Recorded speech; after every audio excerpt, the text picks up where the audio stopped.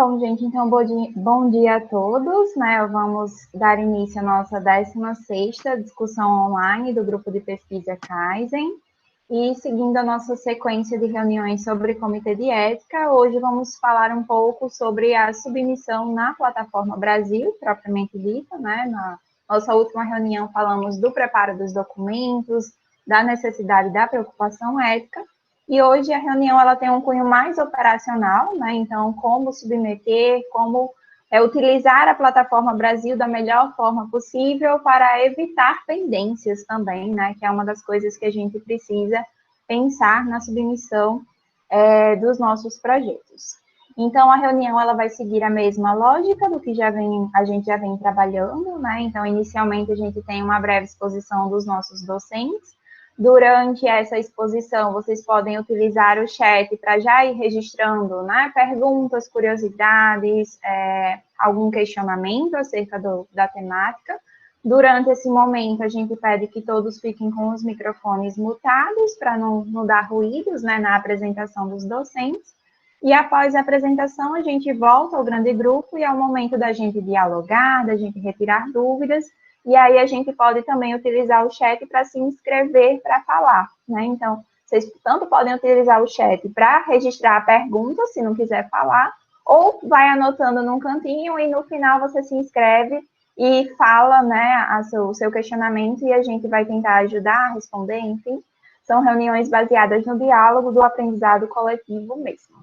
Então, eu vou passar a palavra para o professor Theo e a professora Cristiane para eles conduzirem a reunião.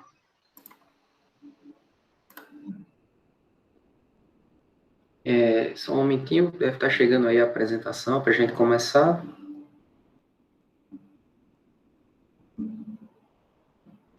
Você já consegue observar? Já conseguimos ver, Theo, só não está em tela cheia ainda. Agora sim, tudo certinho. Pronto. Bem, então, como a professora Petra colocou, hoje a condução da discussão será feita por mim, pela professora Cristiane, e a gente hoje vai continuar a discussão que a gente fez anteriormente, né? Então, a gente traz as dicas de submissão para projeto de pesquisa, né, para apreciação do comitê de ética, hoje parte 2, né? Não é trilogia, gente, parte 1, parte 2, parte 3, mas a gente precisou fazer uma parte 2, né? E só lembrando, a gente precisa estar sempre linkando o que a gente vai discutir aqui com o que foi anteriormente. Então, só, né, relembrando, na nossa última reunião, o que a gente discutiu? A gente discutiu como se cadastrar na plataforma e depois como a gente prepara a documentação para que a gente possa entrar na plataforma e fazer o cadastro desse projeto, né? Então, se a gente for seguir uma sequência, e hoje, se fosse o dia que a gente fosse colocar o projeto de pesquisa na plataforma, a gente já teria uma documentação preparada e a nossa inscrição na plataforma Brasil, né? Então, daqui para frente, agora a gente vai discutir, né, vai mostrar um pouco para vocês como que a gente faz a submissão na plataforma. Então, pode ir, Cris. Bom, gente, bom dia mais uma vez. Como o professor Theo colocou na reunião passada, né, nós fizemos esse ponto a ponto e vimos como é importante a gente já ter separadamente e preparado corretamente todos os documentos que são necessários para a submissão. Vocês viram também que não são poucos documentos, são muitos documentos que precisam de assinatura e carimbo, seja da instituição proponente, seja dos demais pesquisadores envolvidos, né?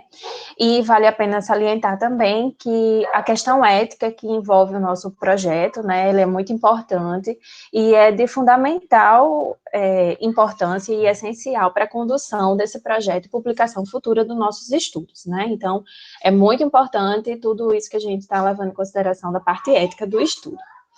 Então, hoje, já levando em consideração que nós já estamos cadastrados na plataforma, né, na plataforma Brasil, hoje nós vamos iniciar a submissão propriamente dita do projeto de pesquisa, o cadastro e envio da pesquisa à plataforma. Pode passar, Theo.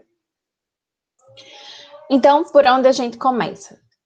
Logo na nossa entrada, vocês já vão estar logados como os pesquisadores, ou então na partezinha no seu login, você já adentra, né, na plataforma Brasil e vai iniciar a submissão do projeto. Como nós vimos nas semanas anteriores, a plataforma ela é bastante autoexplicativa. E, muito importante, vocês têm que ler nas entrelinhas também, que algumas vezes ele faz o chamamento para um determinado documento e logo embaixo ele tem dizendo o que seria esse documento e como seria essa condução. Então, para iniciar o cadastro, tem bem grande na parte inicial do seu login a nova submissão, cadastrar ou iniciar uma nova submissão. Pode ir, Theo.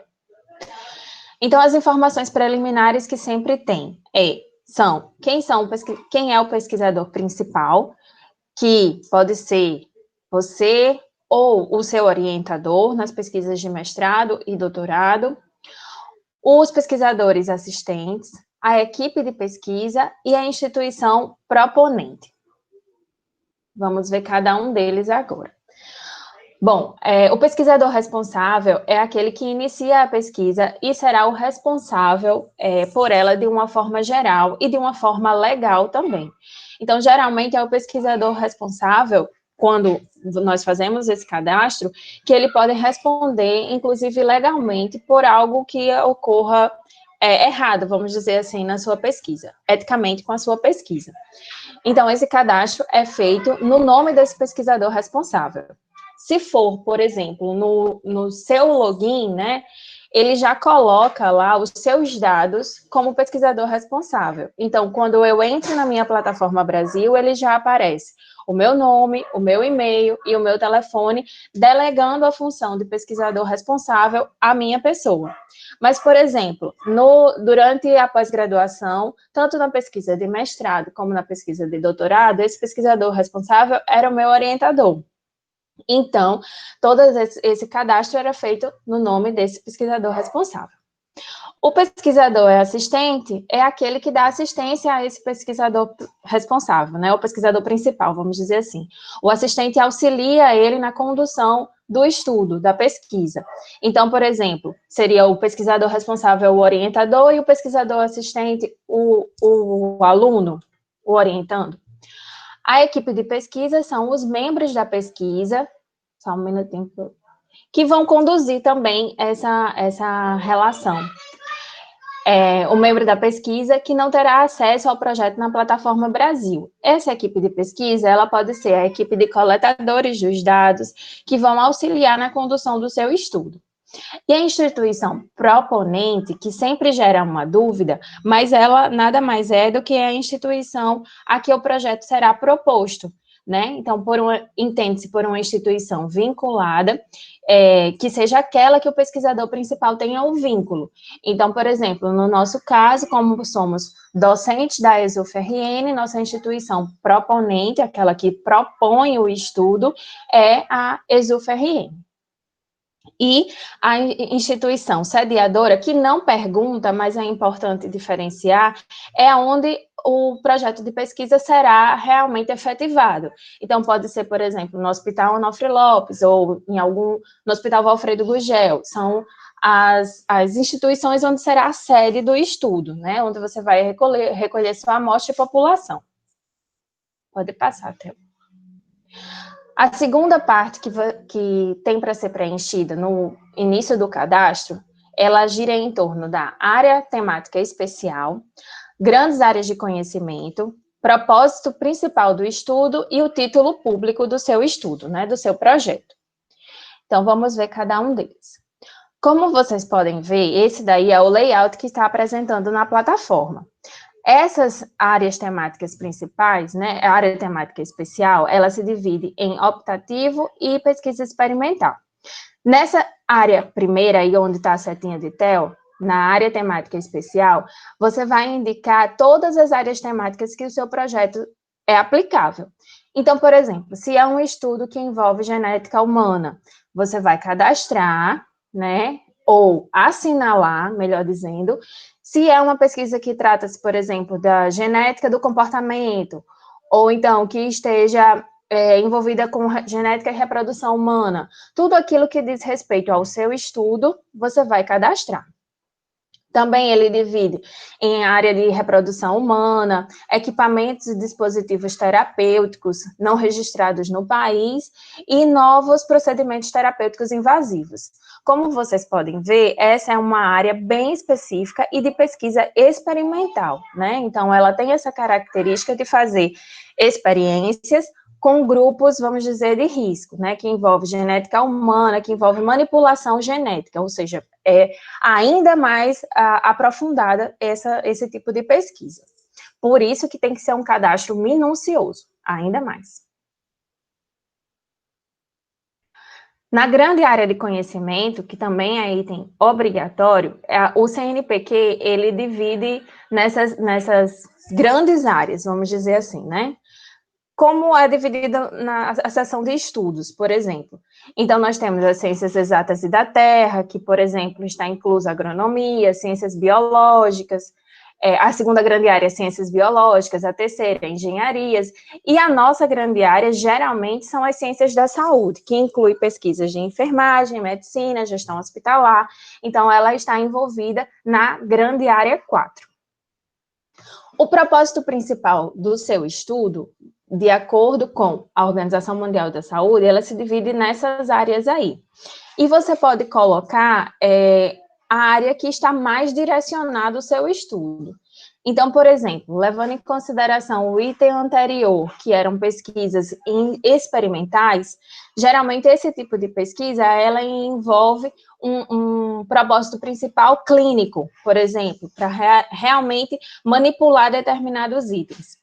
Mas temas amplos, como, por exemplo, estresse, adoecimento, questões de gestão, qualidade de gestão hospitalar, envolve a área mais ampla que a gente tem, que seria a saúde coletiva e a saúde pública, que nós estaríamos buscando itens, né, pesquisando, fomentando a pesquisa nessa grande área de saúde pública e saúde coletiva.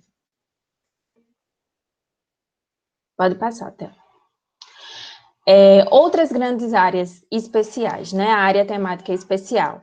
Mais uma vez, ele coloca, né, esses pontos, esses itens, que envolve a pesquisa com manipulação genética e a pesquisa em grupos especiais, propriamente dito, né, aí só para vocês terem noção como está dividido, né, essas setinhas, genética humana, reprodução, equipamentos e dispositivos terapêuticos novos, estudos com populações indígenas e projetos que envolvem organismos geneticamente modificados, né, que são os transgênicos, ou com células-tronco e embrionárias. Então, esse tipo de seleção que você faz também vai direcionar para qual professor, vamos dizer assim, ou para qual equipe de pesquisa vai ser direcionado o seu estudo, que tem que ser professores que leiam o seu estudo, que vejam se ele está eticamente correto para ser aplicado na prática e que já trabalhem com essa determinada temática.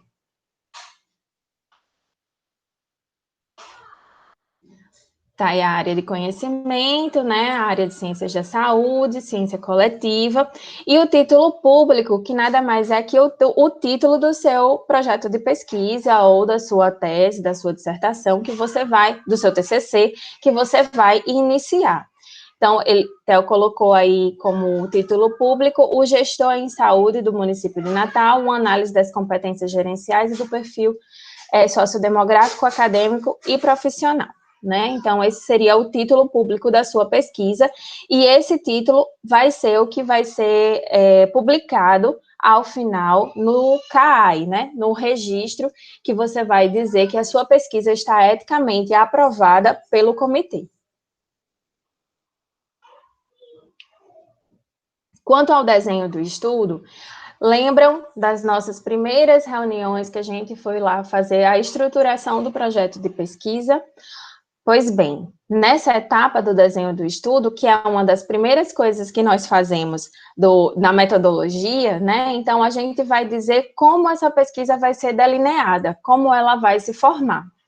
E nós temos pesquisas do tipo observacional, experimental, que a gente pode colocar as palavras-chave apropriadas para essa pesquisa, que ela vai direcionar e vai delinear realmente como será realizada essa pesquisa.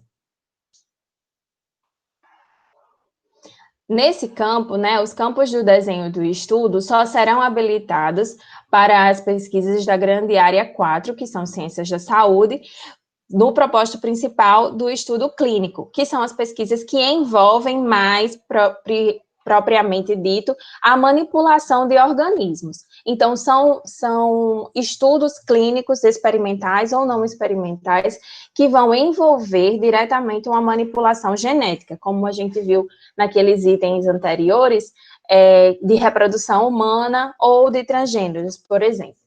Então, você vai colocar se a pesquisa é observacional, intervenção experimental, então é o tipo da pesquisa que ela vai se propor. Se a pesquisa não envolver nada disso, ela acaba não sendo selecionada, né? Porque você não colocou como um desenho clínico da sua pesquisa. Tá aí, né? O desenho do estudo, opcional. Nesse caso, né, quando a gente abre a outra janelinha, que a gente vai colocar o nosso método, né, a primeira partezinha do nosso método, e a gente vai dizer como será a nossa pesquisa. Como ela não vai envolver, não é uma pesquisa clínica do tipo experimental e tal, a gente vai colocar que a nossa pesquisa será do tipo descritiva, transversal, coloca uma citação do que vem a ser essa pesquisa, apenas para salientar ainda mais como será realizado esse estudo, né? Do desenho do estudo, também é importante a gente colocar todas essas abordagens, vamos dizer assim, todos esses tópicos. A abordagem metodológica, que se é um descritivo, se é transversal, se é longitudinal, qual é o tipo desse estudo.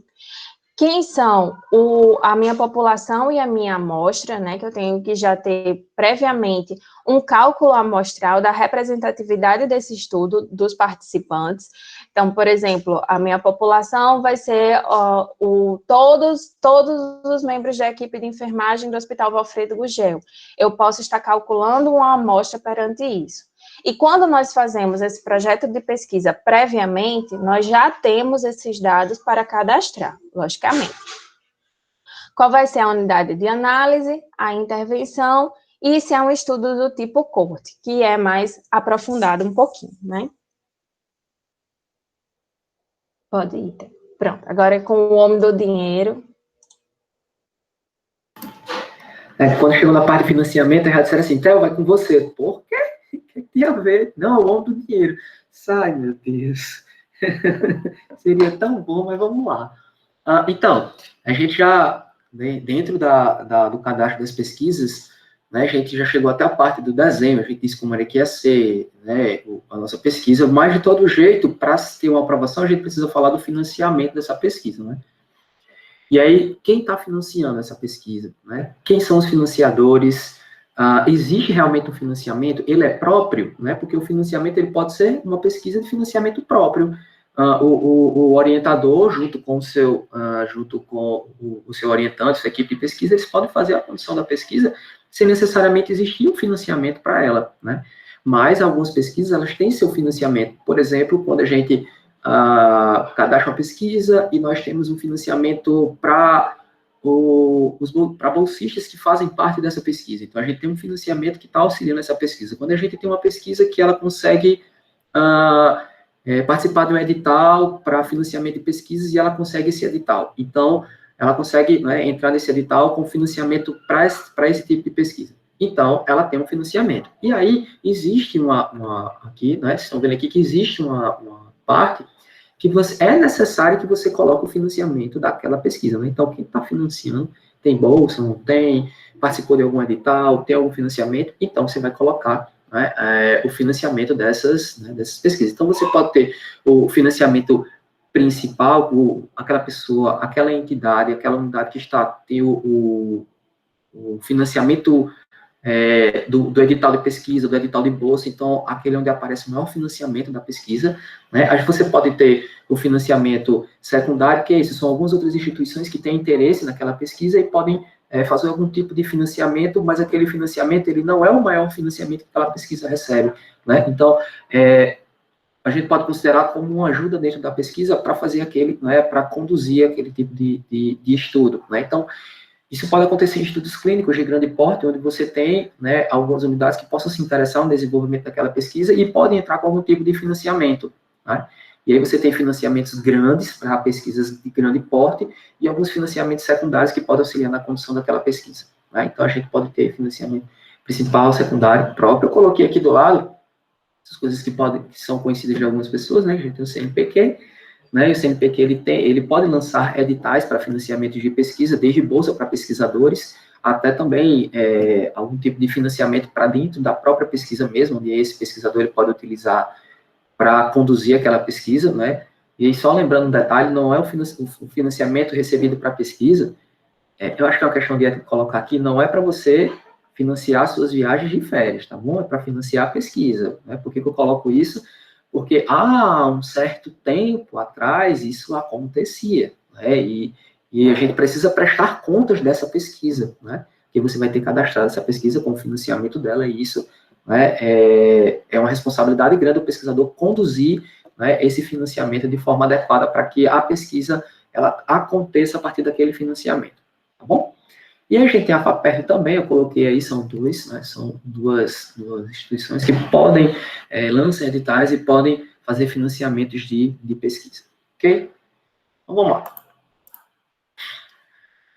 E aqui, depois, para que vocês possam ver como é que essa aba que a gente conversou agora, né, como é que ela fica. Então, a gente tem aqui o desenho da pesquisa, né, que aí a professora Cris já colocou, e a gente vai colocar uma parte do desenho metodológico, né, a gente não está falando da metodologia, do método completo do trabalho, desenvolvimento da metodologia completa, mas é o desenho, né, é o desenho daquela pesquisa que foi como a professora Cris falou. Por que eu coloco isso? Porque lá na frente, na próxima aba, a gente vai ver uma parte desse delineamento mais detalhado, e aí a gente vai entrar com os outros detalhes do nosso desenvolvimento da pesquisa, tá bom? Então, a gente tem o desenho, que aqui foi o que a professora Cris colocou, que a gente tem a aba de financiamento, e aqui as palavras-chave que fazem parte daquela pesquisa que a gente vem desenvolvendo. Aqui o exemplo eu coloquei do projeto que a gente tinha, gestão, formação e saúde, né? Então, vocês vão enxergar a aba pós-preenchimento, ela fica dessa forma, tá bom? No início aqui a gente estava com financiamento próprio, depois a gente consegue coisa. Oi? Vou só complementar aqui uma partezinha do financiamento, só para não perder o link, que essa parte do financiamento também diz respeito ao nosso compromisso social da pesquisa, né? Se a gente aceita participar de um edital, ganha uma bolsa, então, consequentemente, nós temos que colocar aí, né, essa representatividade, assim como nos resultados dessa pesquisa futuros. A gente tem uma responsabilidade muito grande hoje quando a gente recebe um financiamento. Entenda que aquele financiamento vem de impostos, vem enfim, vem de entidades, vem de nosso dinheiro que a gente coloca lá. Então, é uma discussão que Cris colocou a importância da nossa responsabilidade frente a isso, né? A gente tem que pensar nisso. Bem, então vamos lá.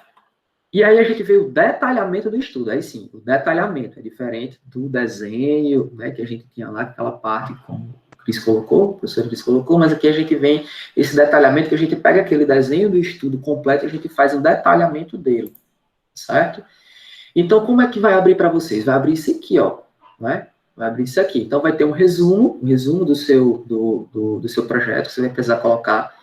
Vai ter a sua introdução, né? Então, olha só como a gente tem que ter um trabalho que ele tem que estar muito ligado com o nosso cadastro da plataforma. Porque tudo isso que a gente vai tirar de onde? A gente vai tirar do nosso projeto. Né? Então, muitas vezes a gente... isso, por exemplo, no início, quando comecei a fazer projeto, eu passei por isso. Tipo, chegava na plataforma, eu olhava assim, poxa, isso eu não coloquei no projeto.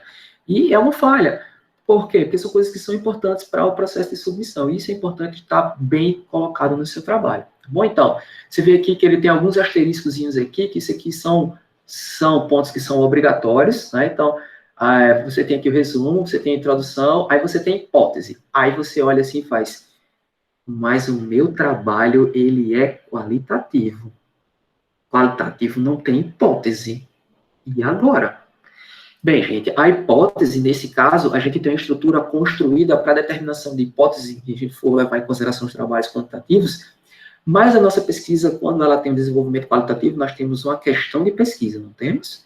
Então, se nós temos uma questão de pesquisa, é aí que a nossa questão de pesquisa vai entrar. É nesse campo da nossa hipótese. Né? Então, para as pesquisas quantitativas, com testes de hipótese, nós temos hipótese. Assim como para as pesquisas qualitativas, nós vamos ter as questões que são norteadoras, né, da nossa pesquisa. Então, ela vai entrar nesse campo. Não precisam se aperrear.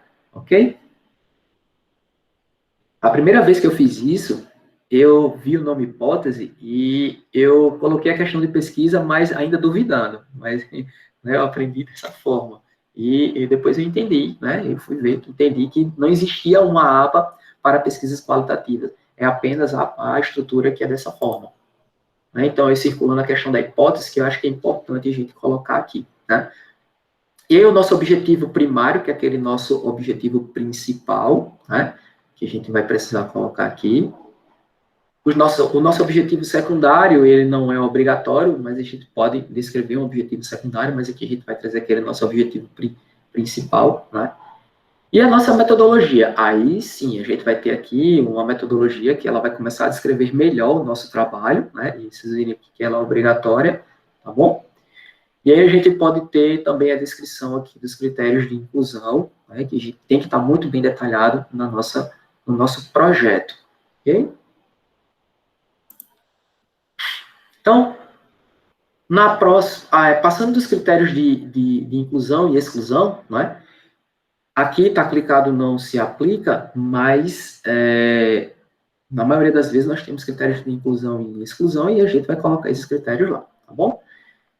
Então, nós vamos ter aqui riscos e benefícios dessa pesquisa, né? Então, onde é que a gente observa esses riscos e benefícios? Em toda a descrição ética da pesquisa, e é por isso que a gente enfatiza que a gente vai precisar deixar isso mais vezes detalhado, tanto nos nossos projetos como nos nossos TCLS, né, nos nossos termos de consentimento livre esclarecidos, né? Então, a gente tem isso descrito lá. Então, mas onde é que a gente coloca essa parte dos riscos e benefícios? Interessante, tá no projeto também, interessante estar lá descrito no seu TCLE. Por quê? Até porque quem vai assinar o TCLE, ele precisa estar ciente de quais são os riscos, né? Não existe projeto sem risco, né? Principalmente se tem pessoas envolvidas. Né? Então, os riscos e os benefícios desse projeto. Então, a gente já vai conseguir pegar desse projeto, ou desse TCLE, e transpor para cá, tá bom? A gente tem aqui, olha, a metodologia de análise de dados, então cuidado para não fazer repetição, né? Porque aqui a gente tem aqui uma aba só para a parte da análise dos dados. Então, se a gente tem uma parte de método anterior, a parte da análise dos dados a gente vai descrever especificamente na caixinha de análise dos dados, né? E eu cliquei aqui a questão dos desfechos, e mais uma vez a gente encontra dentro da descrição desse formulário para os nossos projetos de pesquisa, a gente encontra algo focado na pesquisa quantitativa. Né? E aí, então, mas aí o que é que eu faço quando eu coloco os desfechos? Quando eu tenho uma pesquisa qualitativa, eu preciso descrever um desfecho.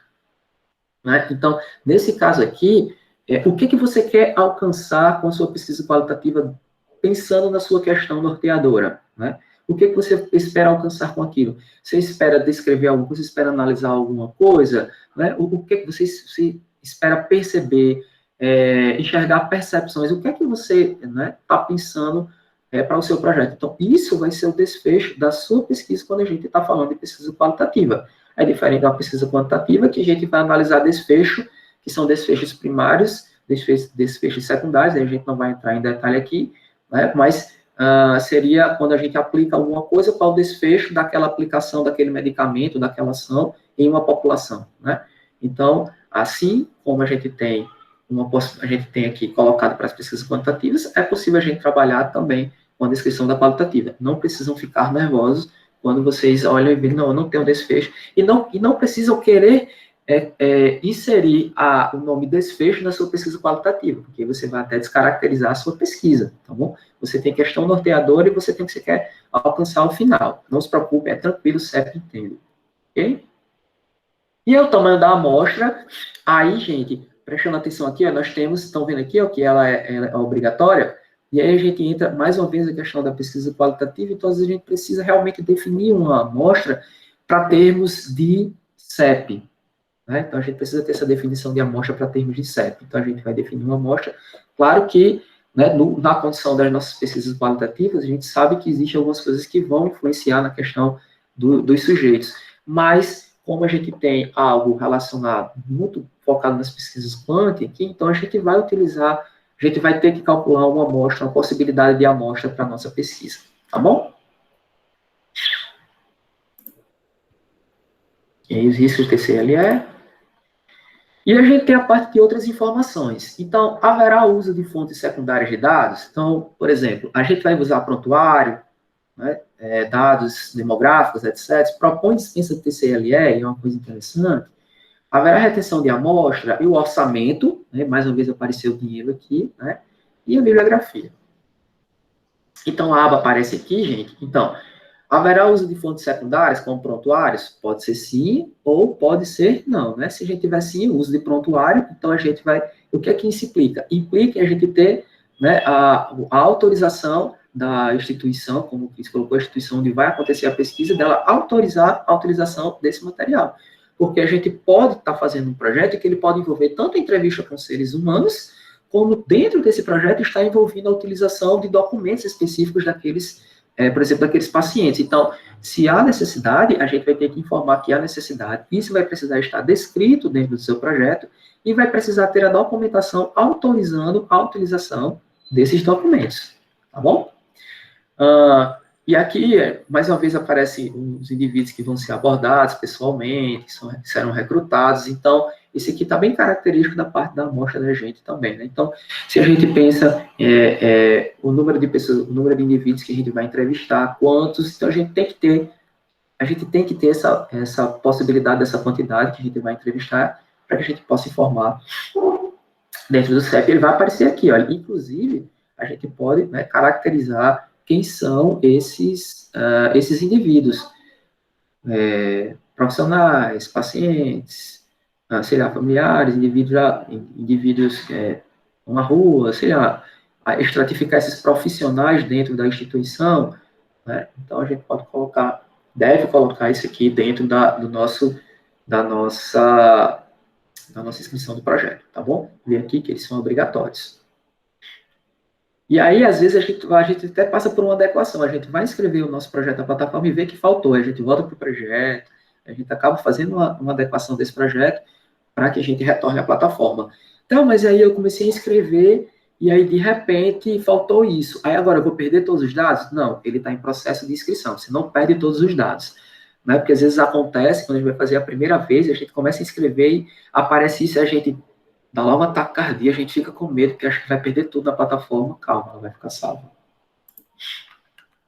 Né? Então, e aí a questão de estudos multicêntricos, se ele vai ser ou não multicêntrico, né? Quando ele é multicêntrico, a gente vai precisar, né, detalhar as instituições que são participantes desses estudos multicêntricos, né? E eu acho que a gente, para falar bem de estudo multicêntrico, acho que a gente precisaria ter um tempinho, né, para isso, né? Então, como é que se envolve, como é que é feito, né, como é que são envolvidos os CEPs, enfim.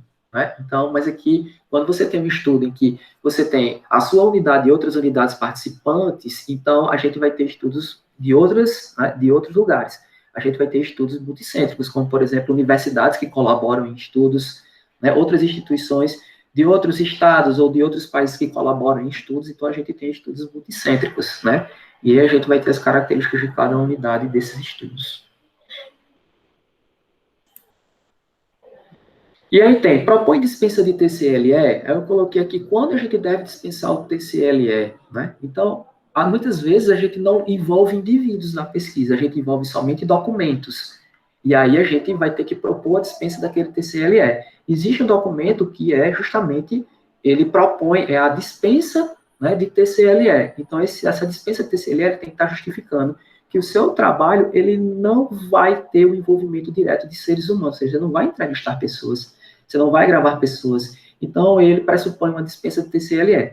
Mas você precisa, muitas vezes, de registros. Ele dispensa o TCLE, mas não dispensa que você peça autorização para a utilização dos registros como prontuários. Então, é uma coisa importante a gente lembrar, tá bom? E aí, haverá retenção de amostras, né, em banco? Então, Cris colocou situações de pesquisas clínicas, então muitas vezes a gente tem amostras, né? Um exemplo, a gente tem amostras, essas amostras serão retidas por quanto tempo? Como que essas amostras ficarão guardadas, né? Quem vai fazer essa guarda? Qual a instituição responsável por aquela guarda daquelas amostras, né? Então, se houver retenção de amostras, a gente vai precisar descrever como é que vai haver essa retenção de amostras.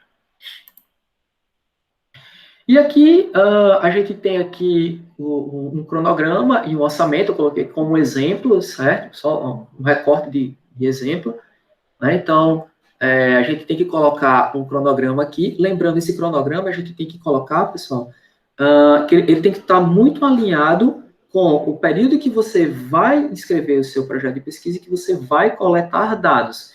O que acontece? Às vezes pode passar desapercebido de você colocar período de submissão de comitê de ética, aí você coloca um período lá na frente. De repente você vai transpor todo o cronograma do jeito que está no projeto para a plataforma e é aquele tempo que você colocou no cronograma do seu projeto, por uma adequação de tempo, ele já não reflete o que você colocou na plataforma. E aquilo pode dar inconsistência. Então, lembrar de sempre alinhar o cronograma que você tem no seu projeto com o cronograma que você vai colocar na plataforma.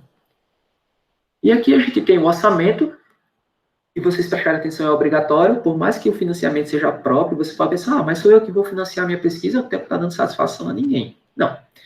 Você tem que ter, até porque você pode, em algum momento, precisar ter financiamento dessa pesquisa, e aí você precisa também ter um orçamento para aquilo. E o que é que você vai precisar dentro daquela pesquisa para conduzir ela, né?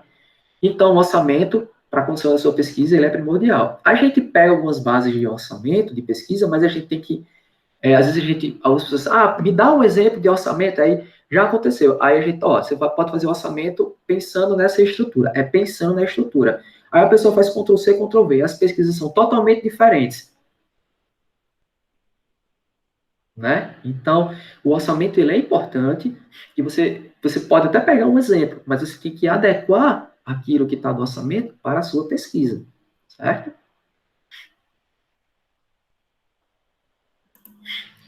E aí, quando a gente chega, passa de todas essas fases, a gente chega ao final, que é adicionando documentos. Então, lembra da folha de roxo que a gente falou na última reunião? Ela aparece aqui, ó, quando a gente coloca toda a documentação, aí tem imprimir folha de roxo, ela é o último documento que aparece, ela não é o primeiro, tá bom? Então, nós vamos imprimir a folha de roxo, depois de imprimir, nós vamos solicitar as assinaturas. De quem são essas assinaturas? Geralmente, essas assinaturas são do responsável pela pesquisa e da unidade proponente, tá bom? Então, geralmente, nós temos essas assinaturas. E aí, a unidade proponente irá assinar essa folha de roxo, que pode ser a chefia da unidade. No caso das unidades acadêmicas, pode ser o responsável pelo curso qual está vinculado àquela pesquisa, o programa de pós-graduação, né? Então, vão ser o responsável pelaquela unidade que vai assinar aquela folha de roxo, junto com o responsável da pesquisa, tá bom? Assinou, você vai anexar a folha de roxo, certo? E os demais documentos, aqui eu coloquei um exemplo, mas a gente tem aqui, olha, a gente vai colocar TCLE, termo de confidencialidade, termo de gravação, orçamento.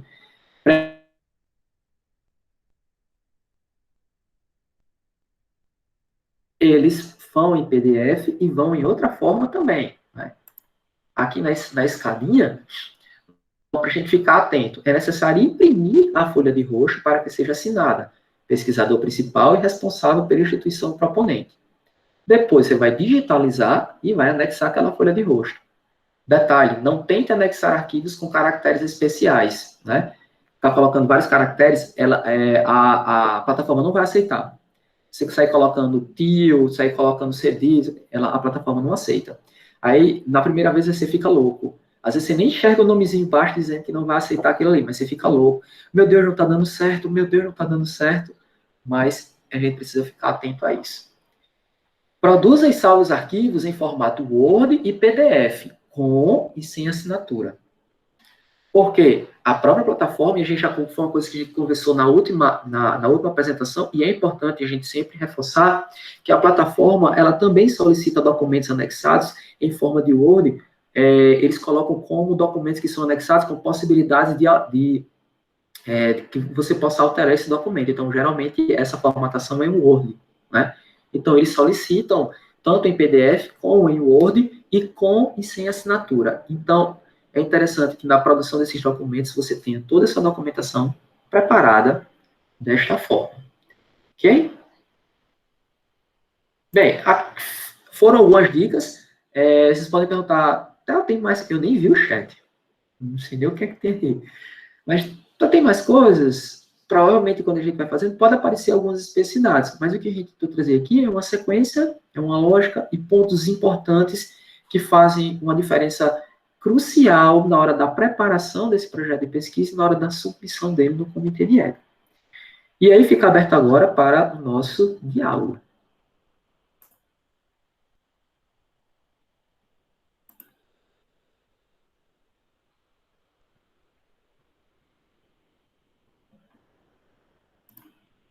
A gente tem alguma coisa?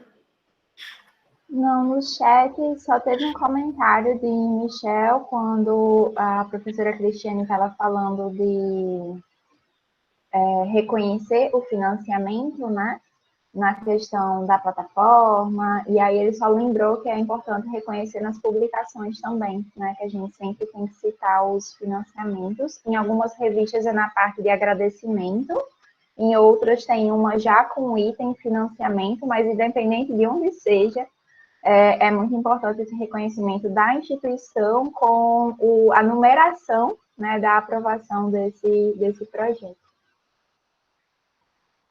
Mas não temos nenhuma inscrição por enquanto. Não sei se alguém gostaria de se inscrever.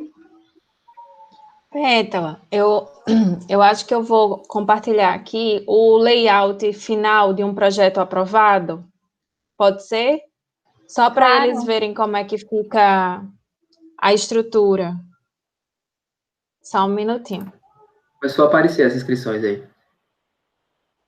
Primeiro, Karine. Quer ir falando, Karine? Vá falando enquanto eu compartilho. Pode ser. É só uma dúvida, por exemplo. Quando você falou sobre a instituição proponente, certo? No caso, eu estou no mestrado pelo Departamento de Saúde Coletiva. No caso, eu uso essa instituição como proponente, né? Isso apesar de eu estar vinculada como servidora em outra. Isso. Ainda mais Posso o seu dar uma pesquisa... dica com relação a isso? Não sei se você vai falar, tá? Não, pode falar. Porque, às vezes, Karine, a gente precisa utilizar essa informação de forma inteligente também. Por quê? Porque a instituição proponente determina para qual CEP o seu estudo vai. E aí, o CEP que o estudo vai, percebam, ele está 100% vinculado à instituição proponente e não aonde a coleta de dados vai ser realizada. E, por vezes, as instituições só admitem a coleta de dados se for aprovado pelo Comitê de Ética da instituição. Então, é muito comum, por exemplo, eu submeter um projeto em que eu vou coletar dados no UOL, mas o meu vínculo vai para o da UFRN. Aí, o que acontece? O CEP da UFRN encaminha esse projeto para o CEP do UOL. Entretanto, o CEP do UOL pede documentos totalmente diferentes do CEP da UFRN, tem um outro cronograma. O que isso vai acontecer? Vai atrasar a análise, porque vai ter pendência de documento, ele vai ter um outro cronograma, e parará.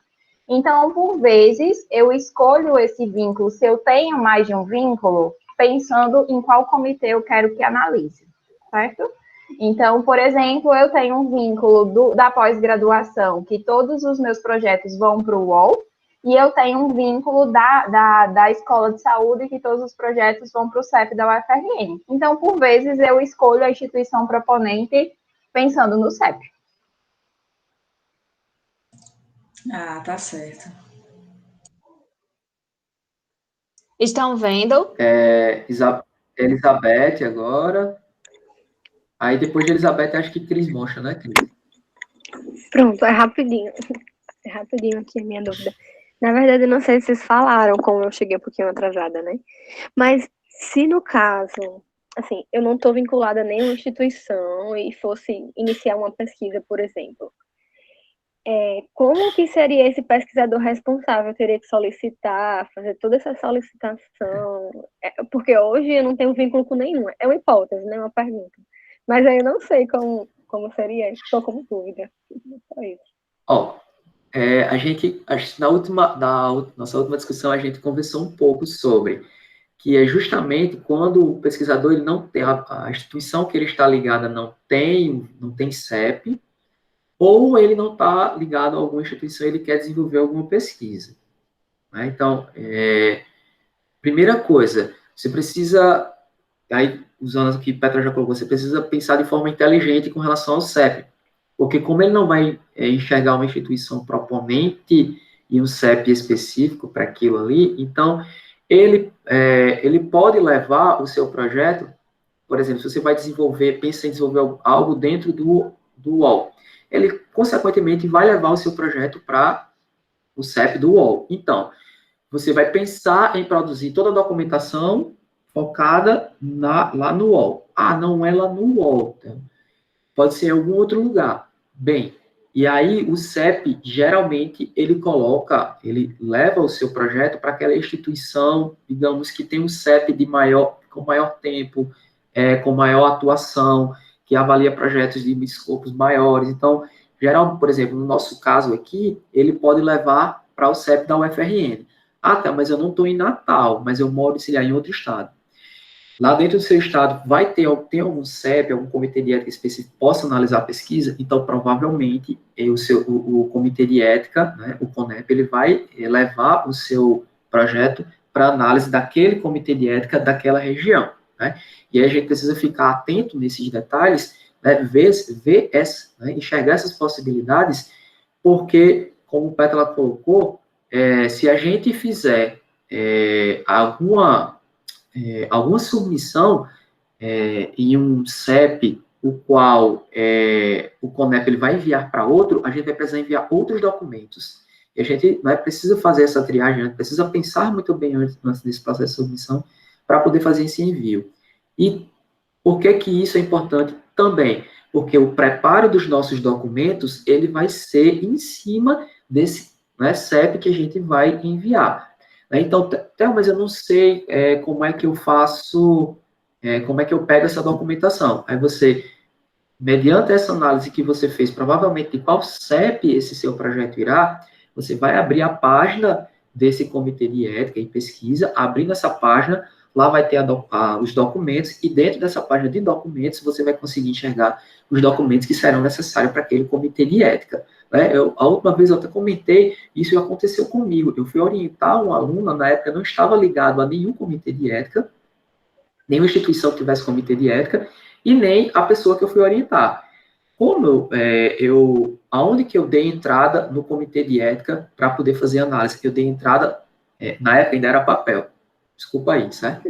Mas eu dei entrada no comitê de ética da Universidade Federal, né? E aí ele direcionou para o CEP da própria Universidade Federal, né? Mas aí eu tive que ver qual era a documentação necessária, então tentar entender esse trâmite. Se esse pessoal não vai ter mais alguma coisa a acrescentar, mas é mais ou menos por aí. Não, entendi.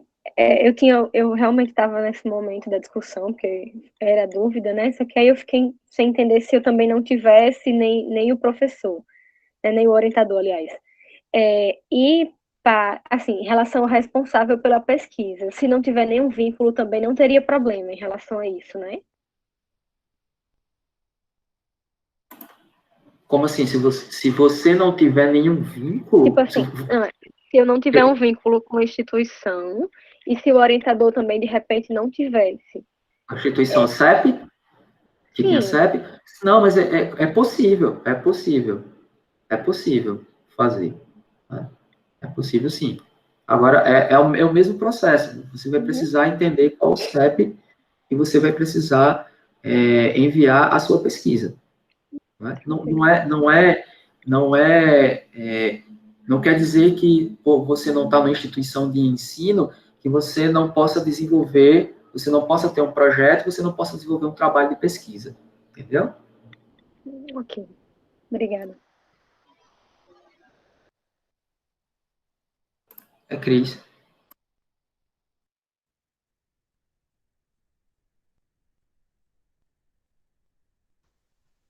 O computador está um pouco lento, demora a aparecer o microfone. Bom, gente, essa aqui é a página depois que você já tem submetido o seu projeto e ele fica com todos os documentos de pesquisa aqui nessa aba. Como esse projeto já foi efetuado, né, aliás, aqui está o comprovante de recepção e também você pode pegar nessa página aqui o seu CAI, que é o registro que você vai utilizar, aquela numeração, esse registro aqui, que você vai utilizar dizendo que foi realmente avaliado e aprovado. Então, todos aqueles documentos que nós inserimos nessa primeira parte, né, para apreciação ética, eles ficam após aqui, ó. Eles estão todos guardadinhos nessas seções.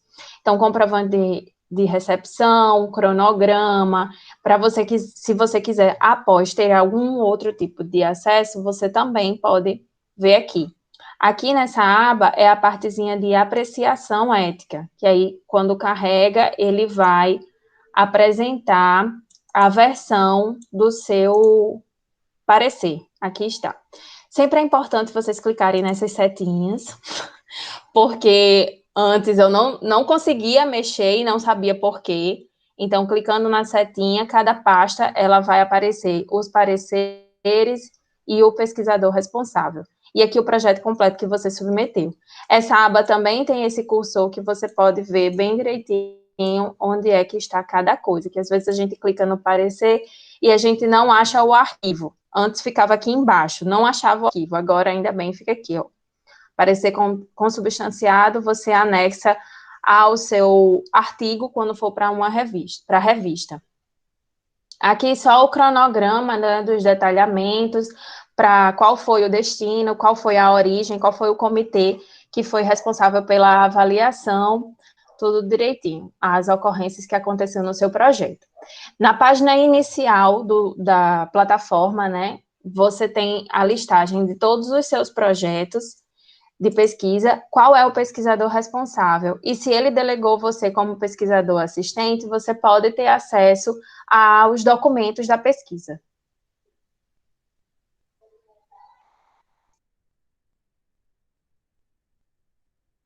Desculpa, gente, deu saída aqui. Sim, tem Pétala. Deu certo? Deu só uma saída. Tem a professora Pétala, né? Escrita. Tem Raíssa. Pronto. Só algumas coisas que eu fui anotando. Primeiro, parabenizar a Cris e Theo pela explanação. É tão complexo, né? Mas vocês fizeram parecer bem fácil. Mas, assim, gente, um bom projeto delineado, como os professores falaram, é copiar e colar, certo? Então, tendo um bom projeto, com todas as informações, a Plataforma Brasil, ela vai ser só uma dimensão do seu projeto, mas todas as informações estão lá dentro.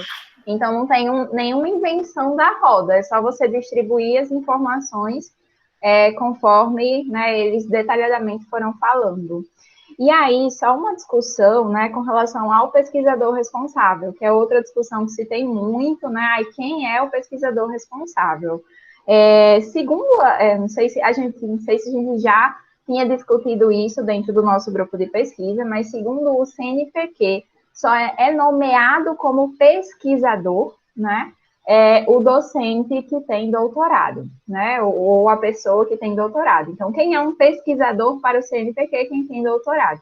Obviamente que a Plataforma Brasil, ela usa essa nomenclatura de pesquisador responsável em termos de quem vai se responsabilizar eticamente pela pesquisa, tá certo? Então, não que, só pode ser pesquisador responsável quem tem doutorado, não, certo? Então, não tem... São discussões diferentes, tá certo? O CNPq tem um conceito, na parte ética tem outro. Mas a gente acredita que toda pesquisa desenvolvida em âmbito de orientação, certo? Em geral, o orientador é o pesquisador responsável, certo? Mas isso é uma discussão que tem que ser feita dentro da equipe de pesquisa, não é um padrão, certo? Eu acho que a gente precisa flexibilizar essa discussão também. em termos de quem vai, né, responder eticamente, quem vai se responsabilizar, se aquele orientando ele tem intenções de continuidade daquela pesquisa após esse processo de orientação. Eu acho que isso deve ser levado em consideração, né, porque se ele vai continuar a pesquisa fora dessa relação orientador-orientando, talvez o orientando, que já é um docente, enfim, ele possa ser o pesquisador responsável, enfim. Então, é uma discussão que envolve outros aspectos, além da gente dizer assim, sempre é o orientador. E fora isso, ainda tem, eu não vou ser, né, hipócrita em dizer, ainda tem, por vezes, a escolha inteligente de quem vai ser o pesquisador responsável, porque isso vai definir para qual comitê de ética vai. Então, se eu, enquanto, né, docente, só tenho um registro que vai para o UFRN e a nossa pesquisa é no UOL, e o meu orientando tem vínculo com o UOL, talvez seja interessante que ele seja o pesquisador responsável, certo? Mas é importante que essa discussão ela seja prévia a qualquer submissão. Por quê? Porque é a primeira coisa que a gente vai ter que dizer, né? E assim, o pesquisador responsável, gente, é quem faz o login, certo? Então, a gente começa a submissão na plataforma Brasil no login do pesquisador responsável. E eu não consigo mudar isso depois, tá? Então, se o pesquisador responsável vai ser o orientador, a primeira vez que eu abrir a plataforma Brasil tem que ser no login do orientador, porque é um processo automático. É o login da pessoa que transforma ela no pesquisador responsável, e essa pessoa que está no login, né, de quando começou a submissão, é o nome que vai aparecer na folha de rosto, certo? Então, se não é você, né, eu vou submeter o meu projeto no comitê de ética, mas o pesquisador responsável é o meu orientador. Então, você tem que iniciar o processo no login do seu orientador, e aí lá na primeira página tem assim, pesquisador assistente, aí você se cadastra, né, como pesquisador assistente, e você consegue terminar depois no seu login, tá certo?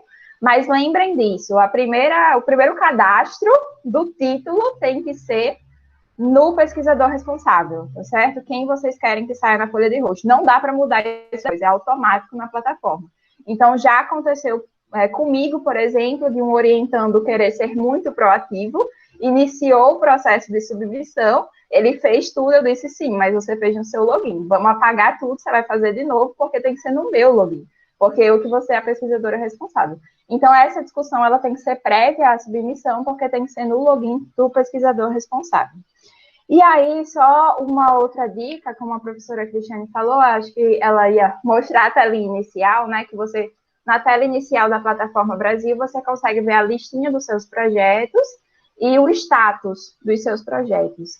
E apesar de hoje ser tudo assim, informatizado, né, de em geral a gente receber as notificações por e-mail, uma coisa que eu indico para vocês, por experiência própria, depois que vocês submetem um projeto na plataforma, tenham um acompanhamento contínuo dessa plataforma, não esperem ser notificados por e-mail, porque às vezes tem uma pendência de documento que você podia ter resolvido antes do prazo, não recebeu o e-mail e você não viu.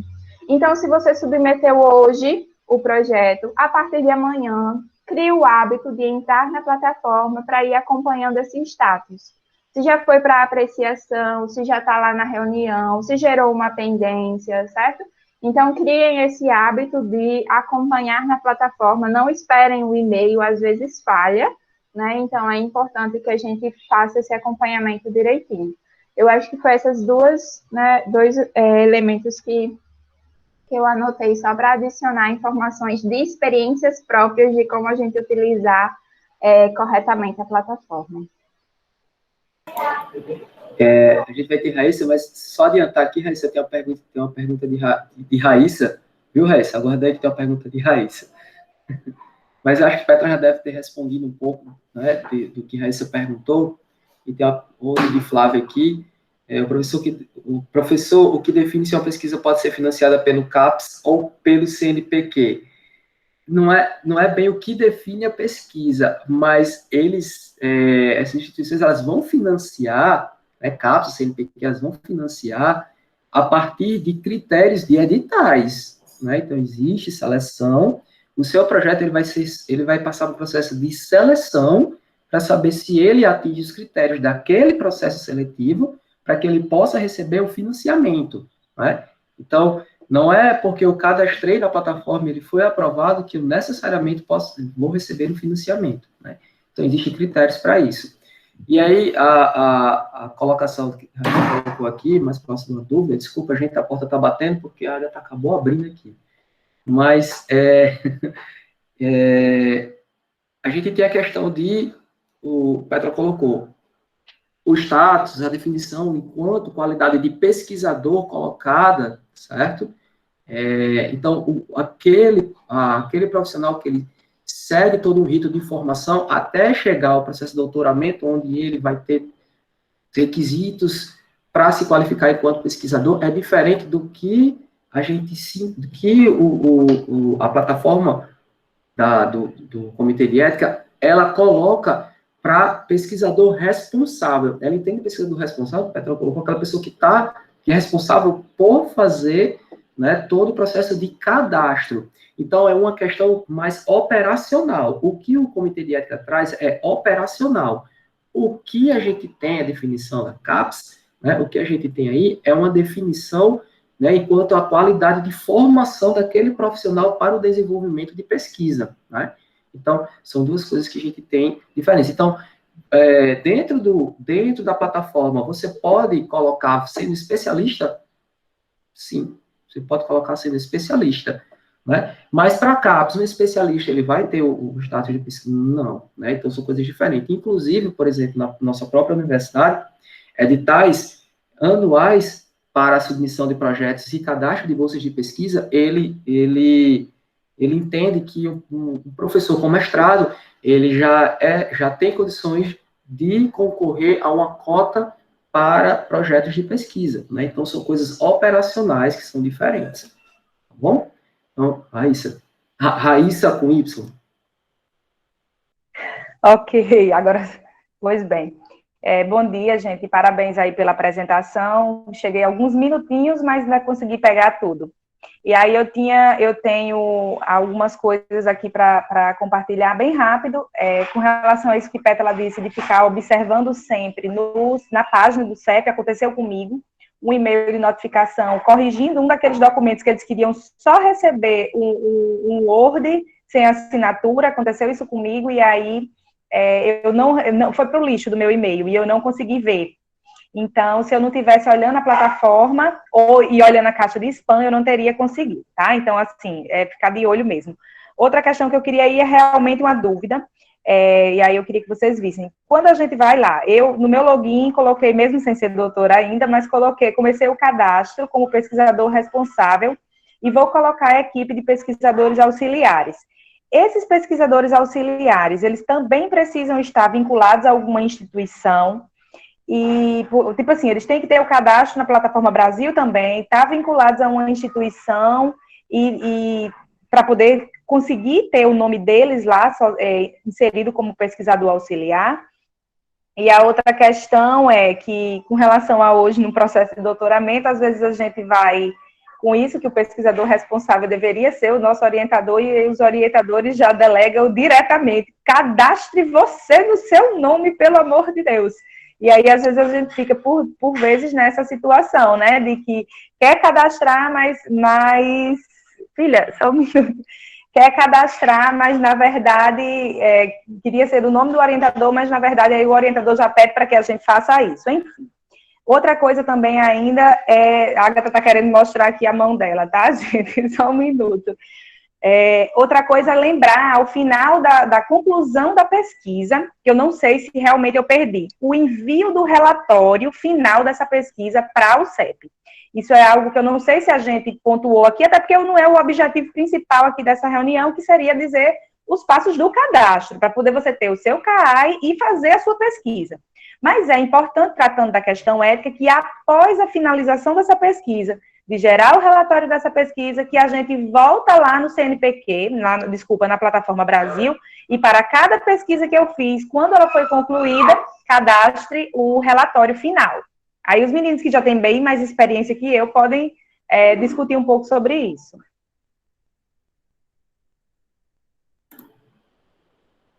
com relação ao relatório, eu não sei se alguns vão querer colocar, mas recentemente eu fiz um envio de relatório final dentro da plataforma. Ele até mudou com o tempo, né? Antes ele tinha uma estrutura, hoje ele já tem uma estrutura padrão, e é uma estrutura até mais simplificada do envio do relatório, né? Que eu estava até tentando ver se eu conseguia até abrir aqui quando você estava falando, mas é uma estrutura mais simplificada em termos de quantidade de produção que você teve, deixa eu ver aqui, quantidade de publicações, e é assim, quando você termina, você geralmente não recebe uma notificação de que você precisa enviar, aquilo ali não vai, mas, assim, você tem, quando você coloca o seu cronograma, você se responsabiliza em, ao final da sua pesquisa, você emitir um relatório, né, e aí tem a emissão de relatório dentro da plataforma que você pode abrir e você vai cadastrar, e hoje ela é mais simplificada, inclusive, quando eu fui fazer a última vez que eu fiz um relatório meio pensando que ainda era uma estrutura mais anterior e ela já tinha modificado, né, e a gente tem um relatório mais simplificado para o envio dentro da plataforma. Mas você não vai receber a notificação lhe acusando, alguma coisa assim, do envio desse relatório. Mas sim, você vai tramitar, sim, um relatório de finalização da sua pesquisa. Sim, meninas, se não tem mais algo. Acho que é isso, é bem simples hoje mesmo, é quase que um formuláriozinho que você vai só dizendo sim ou não, e o que ele foca bem é se houve mudanças em termos metodológicos e quais foram os produtos desse projeto. E aí é importante por uma responsabilização, porque na CAI, né, no parecer consubstanciado, uma das coisas que vem lá registrado é que você se compromete ao final da pesquisa de cadastrar o relatório final da sua pesquisa, né? Então, é mais uma responsabilização, mas como o Theo falou, é outra coisa que não chega e-mail te lembrando. Então, é importante que a gente se programe, se planeje quanto a isso, para assim que a pesquisa estiver finalizada, a gente cadastrar esse relatório. Lembrando que ele pergunta se teve alguma alteração em termos, você conseguiu atingir todo o sujeito que você estava, né, toda a sua amostra prevista, sim ou não, porque houve alguma alteração, e lembrando que essas alterações são coisas simples. Então, por exemplo, eu estava prevendo entrevistar 15 sujeitos, mas só foi possível 13. Não é nada gigante, assim, que mude o planejamento da sua pesquisa, porque lembrando que sempre que tem uma alteração substancial metodológica, é necessário cadastrar a emenda, né? Então, é necessário que se faça isso também, que você notifique o Comitê de Ética, porque a pesquisa que foi aprovada inicialmente tinha todo um delineamento metodológico. Então, a gente não pode, há uma flexibilização de pequenas mudanças, mas tudo que altere eticamente esse processo de pesquisa precisa ser notificado e reavaliado pelo Comitê de Ética. Vai gerar, inclusive, um novo parecer. Então, é preciso ter esse cuidado também nesse processo, depois que a gente começa a coleta, se mudou alguma coisa. Por exemplo, uma coisa hoje em dia muito comum, a minha coleta era presencial. Se eu vou mudar para uma coleta online, isso muda 100% a parte ética da pesquisa. Não é uma alteração simples, precisaria cadastrar uma emenda, certo? Então, eu acho que a gente precisa se atentar a isso também. Theo, eu estava agora, né, fazendo papel de aluno que durante a reunião está com o Google aberto pesquisando as coisas, né? Porque as meninas perguntaram dessa história do se eu não tenho vínculo, né? E de fato, para mim, isso nunca foi um problema, eu nunca tinha procurado saber. E aí eu estava olhando agora que qualquer pessoa pode se cadastrar na plataforma, né? Isso é fato. Qualquer pessoa pode se cadastrar, inclusive deve se cadastrar, como o Raíssa colocou, né? Então, o pesquisador assistente, a equipe de pesquisa, todo mundo precisa ter cadastro na plataforma, porque ele busca dentro do seu banco, você não consegue cadastrar uma nova pessoa, ele já precisa estar previamente cadastrado. Entretanto, há uma limitação quanto ao cadastro de projeto, de submissão. Então, só pode ser pesquisador responsável quem tem cadastro como curso superior completo, certo? Então, quem tem cadastro de curso superior incompleto não pode cadastrar novos projetos. Isso foi o que eu achei aqui. E aí, o vínculo que ele vai considerar para você que não trabalha, que não coloca um vínculo profissional, é onde você concluiu a graduação, certo? Então, essa vai ser a sua instituição, certo? Dentro da plataforma. Então, para quem não tem um vínculo institucional de trabalho, o seu vínculo como superior completo, você terminou um curso, vai ser a sua instituição onde você concluiu, tá certo? Então, eu acho que sana um pouquinho aquela dúvida de como que se dá esse cadastro. Então, todo mundo pode cadastrar, mas só quem pode submeter é quem tem curso superior completo.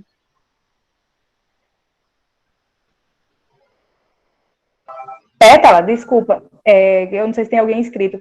Você tinha falado em uma reunião anterior, e eu acho que a gente já tinha discutido isso, que quem está fazendo parte aqui do Kaizen, por estar no grupo de pesquisa da universidade, é vinculado, né, no caso, à universidade e à escola de saúde, né? E só uma outra coisa que Karine tinha falado, porque eu e Karine estamos passando pela mesma situação, porque ela faz mestrado e eu doutorado no mesmo programa. E a nossa instituição, que nós somos servidoras, é a Escola de Saúde vinculada, no caso, nossos projetos vão para o CEP Central. E o PPG Escol vai para o CEP UOL. Aí eu tinha ficado assim, quando eu comecei o cadastro do meu projeto de doutorado, que eu ainda não finalizei, por conta de todo esse movimento da pandemia, que eu já provavelmente vou ter que alterar muita coisa, eu fiquei agora na dúvida, me questionando se é melhor eu mandar, porque eu acho que o CEP UOL é mais chatinho do que o CEP Central. Não? É o contrário? Então, pronto. Então, estou no PPG School. A não ser que a sua coleta necessite de outra aprovação que é mais interessante para o Central. Nesses casos, eu faço essa escolha assim, sabe? Porque a pós-graduação que eu faço parte, ela também vai para o UOL.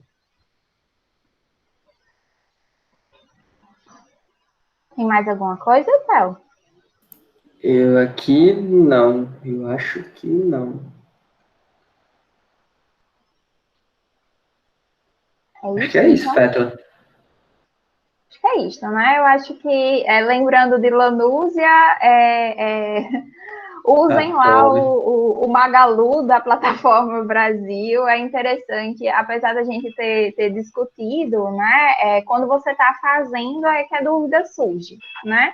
Então, como tem lá a plataforma teste, que vocês conseguem simular a submissão de um projeto, então é interessante que vocês usem essa plataforma, que vocês vejam as nuances, porque de fato o processo real, ele é o processo que vai gerar as dúvidas. E aí a gente fica à disposição, a gente tem o Google Classroom como forma de comunicação.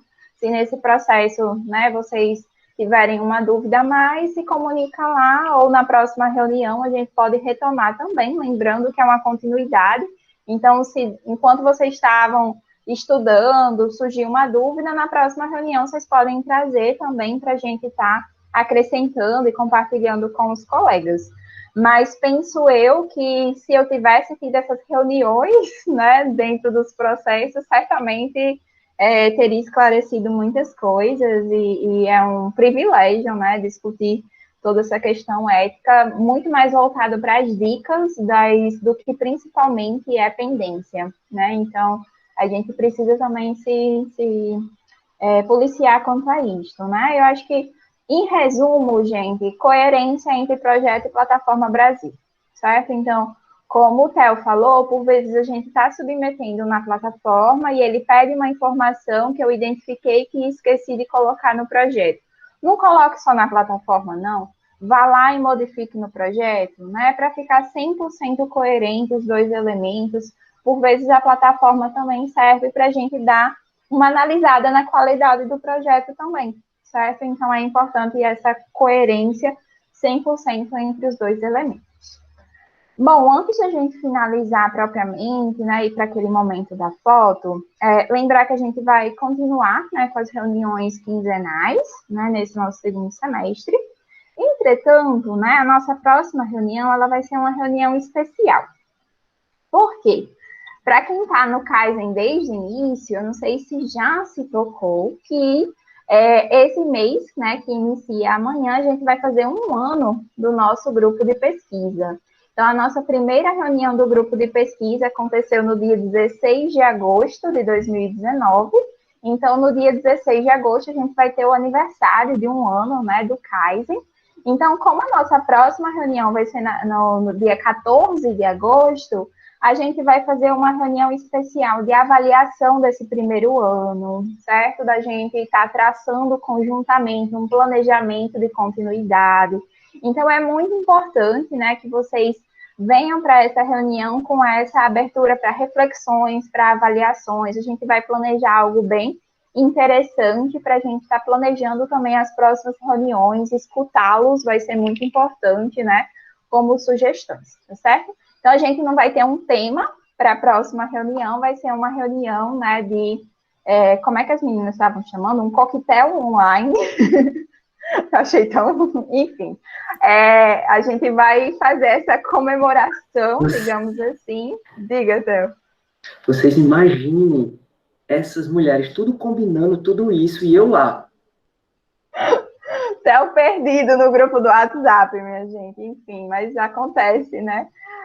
Então, a gente acompanha as nossas redes sociais, porque vem umas surpresinhas por aí em comemoração a 1 ano do grupo de pesquisa também. A gente vai ter um sorteio bem bacana, certo? Já dando uns spoilers, enfim.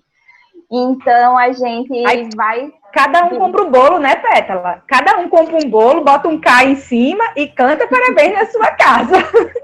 Vamos fazer algo do tipo, né? Pode ser um cafezinho, né? E ali com alguma coisa em comemoração ao Kaizen, a gente vai combinando e aí acompanha as redes sociais que a gente vai dando mais informações. Eu acho que vai ser um momento bacana também da gente estar avaliando, né? E planejando com sempre o foco da melhoria contínua, né? Que é o nosso objetivo primordial.